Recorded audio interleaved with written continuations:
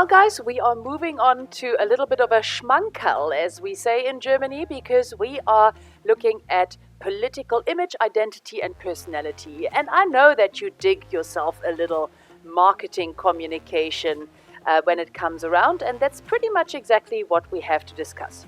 Just like every organization has an image, an identity, and a personality, a political organization would also have one.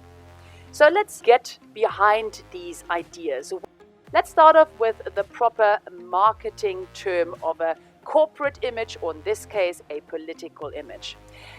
A lot of political parties don't really understand that the image actually happens in the minds of your audience.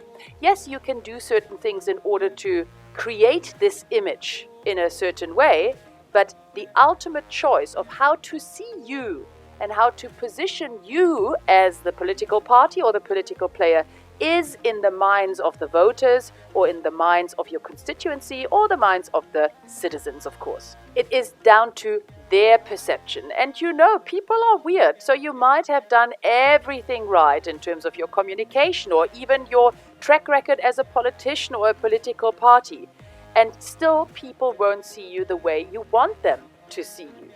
You have to understand that every time you communicate, and it doesn't always have to be direct communication, it can also be nonverbal communication, or it can be communication through billboards and advertising. Every time there is a touch point between you and your voters, this image gets changed because new information is coming in, and the ideas that people have about you will get supplemented by this new information. Obviously, if your image is ruined, there is very little you can do.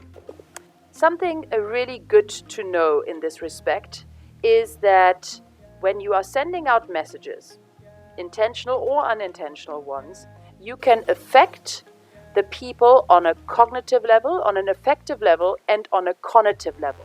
And of course, you want your image to be one that on an affective level, people like you, okay? So the affective aspects talk about how people feel about your party. On a conative level, you want them to vote for you because the conative level deals with your behavior. What are you going to do about the party? Your image should always be one that will guide people to like you and that will guide people to vote for you. But in order to get them to have positive emotions about you and to act on these positive emotions, you first have to get into their brains. And that is the cognitive level, the first level of knowing, or the first level of image creation. And from that, we get feelings, and from that, hopefully, we get some behavior. The identity, we're going straight back to organizational communication because we talked about corporate identity. And these are all the things that set the political organization apart from other political organizations. You can see here on my overview, it has to do with the design that you are portraying, your logo, your trademark, your colors.